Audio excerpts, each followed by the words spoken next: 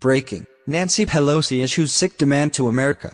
Controversy is swirling over what should be done about the Confederate statues established throughout the United States. Now, with tensions at an all-time high, politically motivated demands are being made of the American people regarding these monuments. House Minority Leader Nancy Pelosi is at the forefront, leading the removal of these historical statues at the U.S. Capitol, according to Politico. Pelosi believes that people should be so outraged about these monuments that the decision to keep or remove them should be stripped from the individual states, which is where the choice has belonged. The push from Pelosi came after Senator Cory Booker, of New Jersey, started crafting legislation that would remove the Confederate monuments. Directly after the horrific events in Charlottesville, Virginia, Democrats were virtually silent about the removal of monuments depicting historical figures who owned slaves, as evidenced in history. But now things have changed. Representative Pelosi has started to thump the political war drum and is even attempting to recruit Republicans to her side of this issue. Pelosi stated, "If Republicans are serious about rejecting white supremacy, I call upon Speaker Paul Ryan to join Democrats to remove the Confederate statues from the Capitol immediately. In other words, agree to remove the statues, or risk being labeled evil supporters of racism." Congressional GOP leaders cautiously addressed the issue when the word first came out that the left wanted to remove the historical monuments from public display. In some locations, the statues have been displayed for over 100 years. Ryan said that it ought to be up to the individual states to decide whether or not Confederate statues should be removed, and left it at that.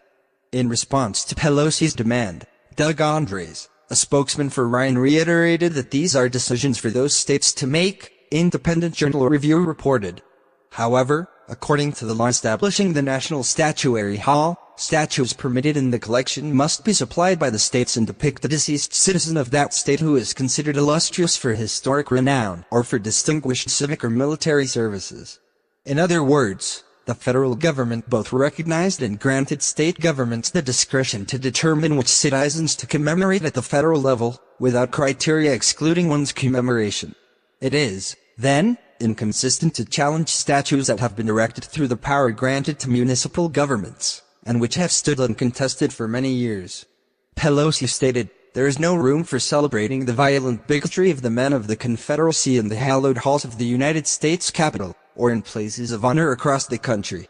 The only problem with that statement is it doesn't seem that anyone on the left or the right is celebrating their violence or bigotry. Racism is obviously reprehensible, and it is unacceptable to say otherwise, but context matters.